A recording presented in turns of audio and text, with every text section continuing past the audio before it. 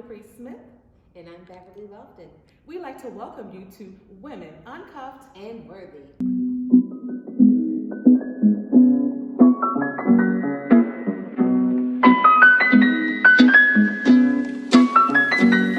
We are so excited to be here. Oh my goodness. Oh my yes. gosh. Yes. But I think it's important for us to let the women know why we are here. Yes. What do you think? I think so. Let's do it. Okay. So, ladies, we love you so much that we are here to say, slow down. You're doing great. And we're going to share some strategies to help you maintain success, worthiness, and being uncuffed. Just as a background, Women Uncuffed stems from a lifelong series of work. My realization about what was important in life came very early. It was important for me to show women how to be successful, how not to have it all, because I think that's literally impossible, but how to have what you're supposed to have in its right timing without going crazy. So, with Women Uncuffed, I believe in serving the community, honoring your uniqueness, serving God, always stretching daily, and make sure you're doing it in your unique way. Now, I've heard some wonderful things about women that are worthy, so tell me a little bit more. So, thank you, Caprice. Sure, thank you so much. yeah. And that's just lovely how you are always thinking about the women and thinking about how we can empower ourselves to just do better, better for the community and do better for ourselves. Yes. So for me, I started a Mary Kay business about 7 years ago. And when I started that business, I was able to quickly move up into directorship.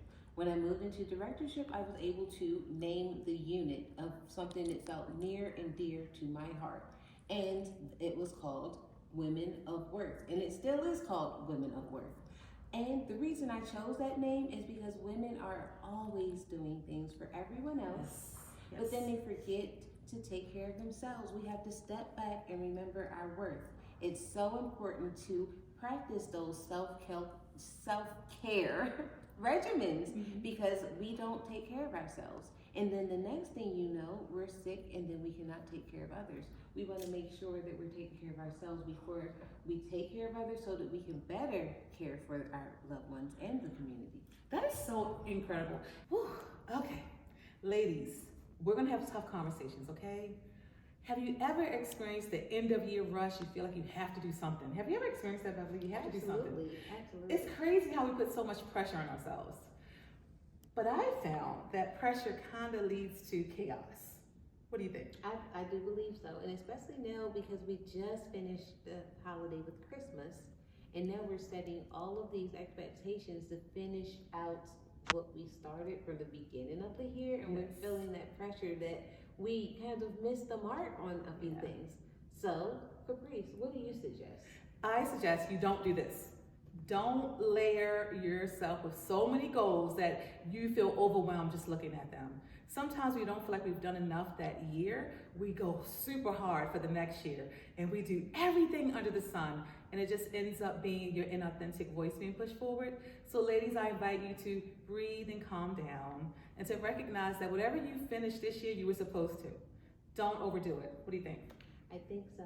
And then also remember, starting off this new year that's coming in, think about doing small habits, reaching those small goals one at a time, rather than looking at that big picture and only trying to throw everything into the big picture. Of course, we do need the big picture, Caprice, right? Yeah, we do. But we need a great way to break those down into small habits so that you can reach the bigger goal. Yes. And it makes it a lot easier.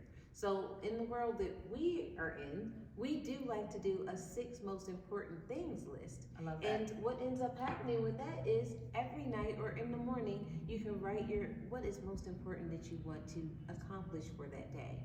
If you do not accomplish it for the day, what do, Caprice? You put it on the next day. You don't run out of days, guys. Exactly. There's always going to be something to do. Yes. Always. And if you're stretching yourself properly, it should be elevating and the progress should be pushing you forward, not the idea of just checking things off. You want to do it wholeheartedly, like you want to get the enjoyment of doing it. But Beverly, let me go a little bit deeper because there are many, ladies, listen, there are many podcasts that are about women empowerment. This is not one of those shows. We want to take you in the trenches. We want to uncover some layers. Beverly, Can we talk about why do women feel like they have to achieve so much all at once? I I think it just comes from, it's generational. I wouldn't call it really a generational curse. Why not? Tell the truth, shame the maybe, devil, child. It might be a generational curse. It's a generational curse, right? We saw our moms do things, right? And then we saw our grandparents do things. And then, of course, what do we want to do? We want to do it better than the generation before. And then we also feel like we're responsible for this next generation that's coming up, right? Yeah. And now that we're talking about generations, I don't want to switch gears or anything, Okay. but I do want to talk about, we all have to come together as generations because we don't like each other as generations. Oh, or my we've been girl. hearing these things that we can't do anything with this younger generation. It's not true. We all have to come together because there are some things that we can learn from them and some things that they definitely need to take from us. So we need to be able to talk better. Yes, I agree with that. Yes. And the thing I love most about younger people, I don't know if they're Gen Z, X, Y, HK, I don't know where we are now, but the thing I love about them is that they are very intentional about what it is they will do. Yes. They're very clear about what they will not do, and they don't do it. Exactly. Yeah. And our generation, we just don't understand it. A lot of people in our generation just do not understand it, and it's causing a lot of friction. It's looking, the younger generation is looking at us. Not that we're the older generation. Let's get that Not right. Not Don't leave me hanging now. We're not an older generation, right. But however, we are a generation that's what people are calling a sandwich generation. So we're the younger generation, or the generation after us, I'll use that. The generation after us is looking like we got it wrong. And we can't even, I will not take that. I don't think we got it wrong. They can have their opinion, but some people in the generation that Caprice and I are from think that there's a lost generation after us, but I don't think that that's true. We don't buy into it either because we come together and we really want to take care of this generation that's coming ahead, or coming up, because without them, there's no future. Right, and the future doesn't have to look like what we thought it would look like. And that's the conversation I think we need to have, is if we call our younger people the lost generation, who failed them? That means we failed them, right? Exactly. Right, and we won't accept that. I believe that let's just focus on the ladies. I believe that every woman is probably doing the best she can with the tools that she has at that time. So it's our goal, right, Beverly, to make sure you guys know you don't have to be perfect to get things started or to get it done. And I am so excited, Beverly, that we get to share our Mary Kay businesses together. Yes. Oh my God. Yes. Guys, can I give you your flowers? Oh my God. Oh, yeah. So, Beverly, I asked her to hold just a party. And Mary Kay, one of the things we do is we share the opportunity and we share the products. So I was like, Beverly, you want to do a Mary Kay party? She's like, yeah, I'll do it for you. This young lady had a whole building filled with people, and she has not slowed down in her whole 7 years of doing Mary Kay. Yep, She's just hit 7 years. It's just been. I'm the happiest woman in Mary Kay because I'm attached to this young lady. Okay, she is like, I would say my offspring, but I don't believe that title is big enough. Like she's like my super offspring. She's like the woman who has reset the standards. So I want to give you those flowers because a lot of women would not be able to do that. You didn't let anything stop you, and I'm so appreciative of that. So I want to give you your flowers. Oh, thank you so much. I was looking for physical flowers when she mentioned flowers, but I'll take these flowers. I'll take these ones. But I also want to give Caprice flowers. Give her the flowers that's due to her, because without Caprice, I would not have been able to figure this out, because she did such a great job of coaching me in the beginning of my Mary Kay career. I would not be able to have done the things that I've done now or accomplished the things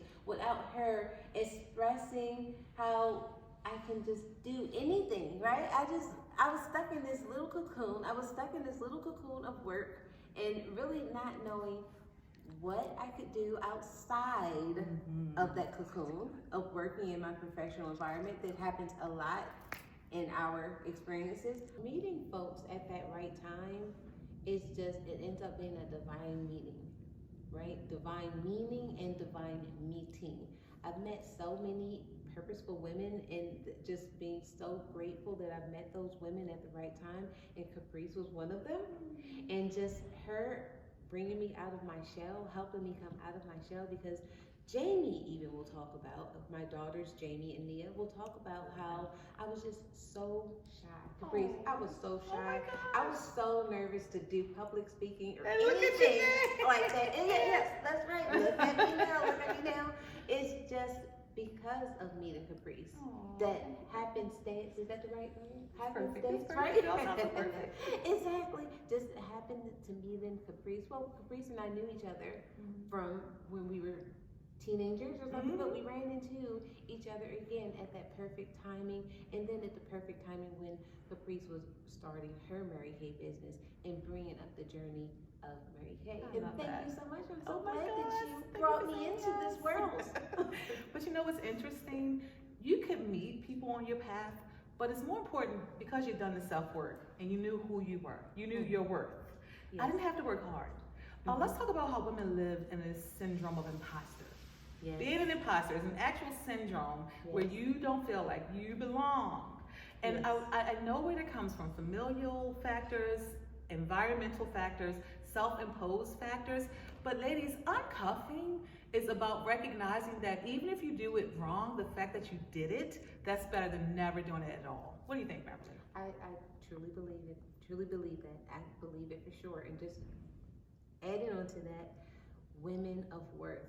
Remember your worth and know that we are here for a purpose and we want to discover that purpose. We do not want to ever just continue on about our day and about our lives and never discover our worthiness and discover our purpose. We have to unlock that, uncuff that. That's what it's here for. We want to do that. That's when you run into people like Caprice, you run into people like me, and pay attention when you meet people like this, because God will bring those people into your life at the right time. Relationships are so important. You're going to get something out of those relationships, something that is divine out of those relationships. So thank you so much for joining Caprice and I on our very first segment. We've been talking about doing this, and we finally had the time to sit down and get started. So look forward to many more to come. We'll be doing more segments, and we also will be having a women's retreat in the very near future, and we will give you more details on that because we want to bring women together, bring women in the room, and then just retreat. And again, remember the worthiness and remember To uncuff.